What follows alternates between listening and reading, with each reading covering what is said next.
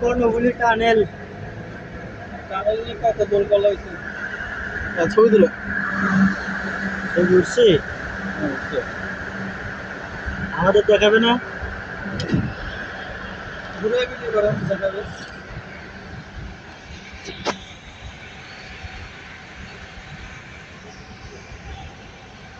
ওই টানেল পাড়ি দিতে সময় লাগে কতক্ষণ? ভিডিও করতে দেখা যাবে। প্রথম থেকে শুরু করছি টানেলের ভিডিও, দেখি না কতক্ষণ লাগে। তাই না গেলে চলে গেছে সময় তো। লাগবে না। উঠে আসছেন, টানেল শেষ। হুম? টানেল শেষ। না হ্যাঁ, ওই যে উঁচা হয়ে গেছে রাস্তা। গাড়ি এখন কততে আছে? সাইডে আছে। 60-এ।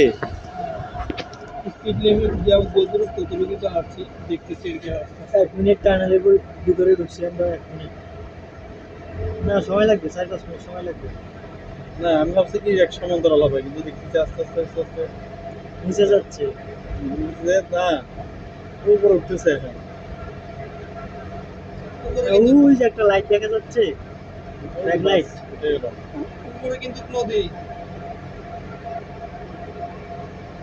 বুঝছেন? উপরে নদী। শব্দ হয়তো বোঝা যাচ্ছে উপরে নদী যে। কি দিছে এগুলো? বাইরে পানি ঢুকলে এখন আমরা বাইরেবো কেমনি?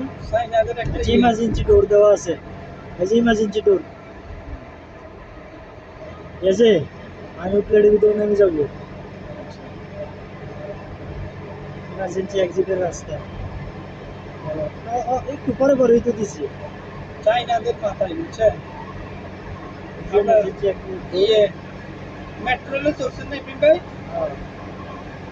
দেখছেন কি অবস্থা দিয়ে একদম মানুষ 60টা যাওয়ার লাগে দেয় না? কি রেলে না না, নিচে দিয়া টানেলের ভিতর দিয়া, এটা তো রেল লাইনের ভিতর ঢুকে শুরু করে আর এটার ভিতর দিয়া দেয়। এই আর কি মেট্রো রেলের উপরে রেলের ভিতর ঢুকতে পারবেন কিন্তু ইয়ার ভিতর ঢুকতে পারবেন না। মানে ওই টানেলের ভিতরে, টানেলের ভিতরে না, এর ভিতরে হাঁটার সুযোগ নাই না? আছে ওই যে এক্সিট আছে ওই পাশে, এগুলো আপনারা নামলে দামিলা করবে সম্পূর্ণ, কিন্তু আপনার ক্যামেরার মাধ্যমে মনিটরিং করতে হবে। ওই সামনে এটা কি বাইরের রাস্তা দেখা যেতেছে যে? এই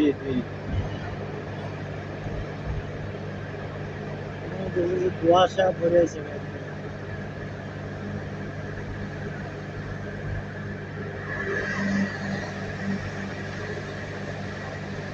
এটা মানে একটু উঁচু, তাই না?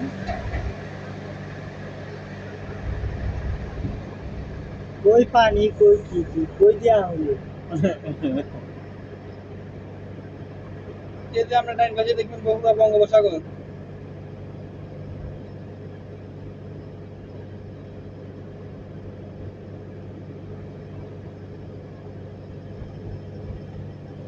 পার করা হইলো কয় মিনিটে পার হয়েছি? 3 মিনিট 33 সেকেন্ড।